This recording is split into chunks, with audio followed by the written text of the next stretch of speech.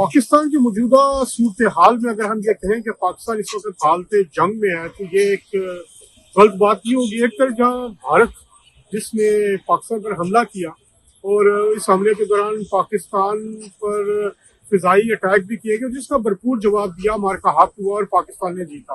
अब दूसरी तरफ अफगानिस्तान पाकिस्तान पर हमलावर है, उन्होंने हमला किया लेकिन पाकिस्तान ने भरपूर जवाब दिया और पाकिस्तान ने भरपूर जवाब दे के उनकी न सिर्फ तोपों को खामोश किया बल्कि उनकी चौकियों पर भी कब्जा किया। इस वक्त सूरत हाल क्या है?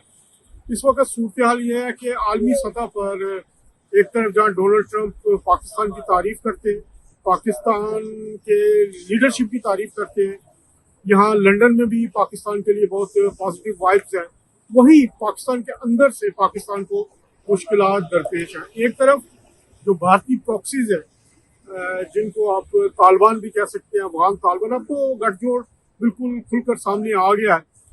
वो इस वक्त भारतीय फंड्स के बलबूते पर पाकिस्तान के अंदर अनारकी फैला रहे हैं। तो दूसरी तरफ पाकिस्तान के अंदर तहरीक इंसाफ उनका जो पर्पज है वो सर्व कर रही है। तहरीक इंसाफ के सरबराह जो है इमरान खान, वो अपनी जात के लिए, अपनी जाती फायदे के लिए पाकिस्तान पर दांव पर लगाना चाहते हैं। तहरीक इंसाफ के दो मुंतखब वज़ीर आला सुहेल आफरीदी, जिनका काम तो ये होना चाहिए था कि वो हलफ उठाते ही सबसे पहले जो मुतासरा इलाके हैं जहाँ पे अफगान तालिबान जो हैं वो हमला करते हैं, जहाँ लोग शहीद होते हैं, उनके घरों पे जाते हैं। लेकिन वो सबसे पहले उनका काम क्या था? सबसे पहला ऑर्डर उन्होंने सलम जावेद की गिरफ्तारी के हवाले से दिया कि चेक करें वो कैसे गिरफ्तार हुई। पर दूसरा जो सबसे बड़ा उन्होंने काम किया, जो उनकी तरह एक दिली ख्वाहिश थी कि जो कप्तान चप्पल बनाने वाला मोची है उसको अपने घर पे बुलाया, घर पे बुला के अपनी जूती का साइज दिया, तो कप्तान चप्पल बनवाई गई और कप्तान चप्पल बनवा के उन्होंने पता नहीं क्या पैगाम दिया है।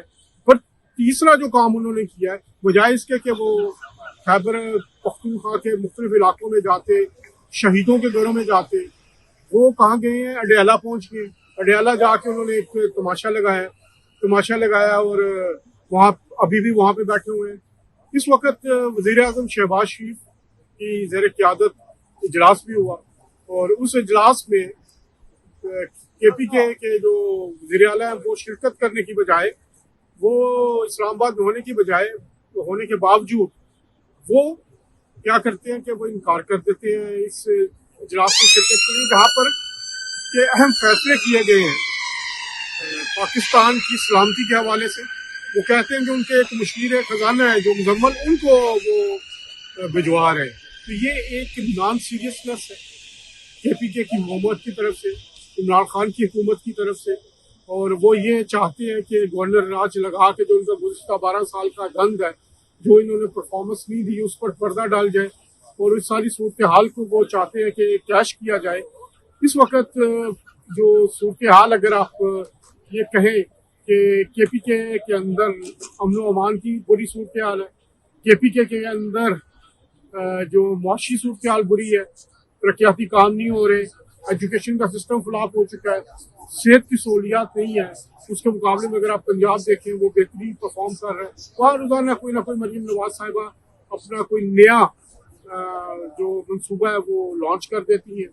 फिर उसके बाद आप देखते हैं कि सिंध में भी, जिसे हम तंजीद का निशाना बनाते हैं, कुछ ना कुछ हो रहा है, काम हो रहा है, कोई ना कोई पीपल्स पार्टी की हुकूमत की तरफ से कोई सेहत के हवाले से कोई चीज़ें चल रही हैं।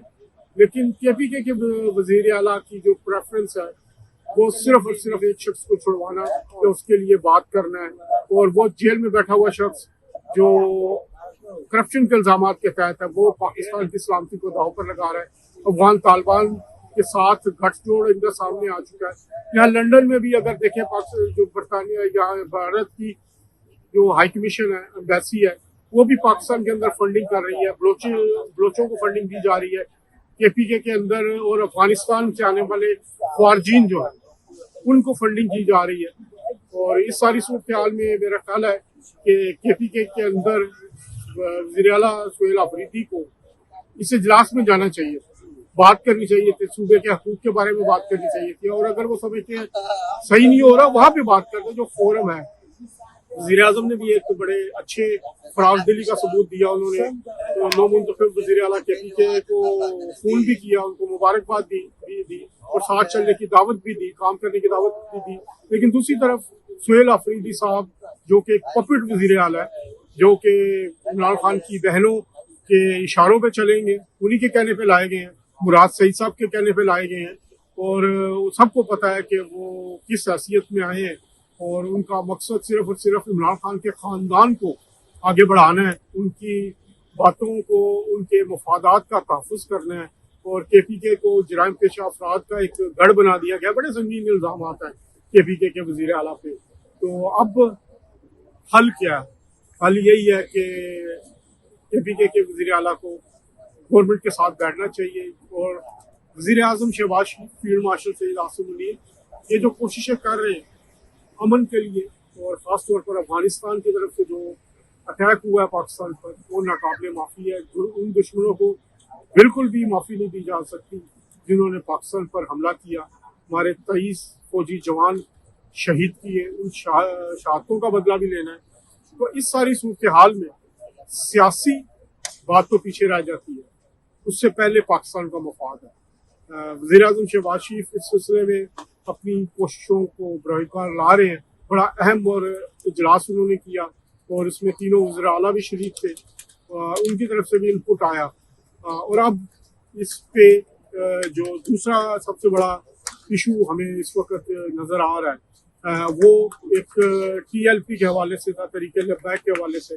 उनकी तरफ से जो यहाँ पर पंजाब के अंदर मार्च निकाला गया, फिर उस पर फायरिंग से जुलूस में हुई, मुजाहिरीन की तरफ से पुलिस ऑफिसर जो है वो शहीद हुआ, फिर TLP की तरफ से इल्ज़ाम लगाए गए कि उन पर फायरिंग हुई है। तो अब मेरा ख्याल है पाकिस्तान के अंदर तशद्दुद की सियासत की गुंजाइश नहीं है। तमाम लोगों को बैठना चाहिए, बैठ के बात करनी चाहिए और जो लोग तशद्दुद में मुलव्विस हैं उन पर भी एक अब रेड निशान लग जाना चाहिए, क्रॉस लग जाना चाहिए।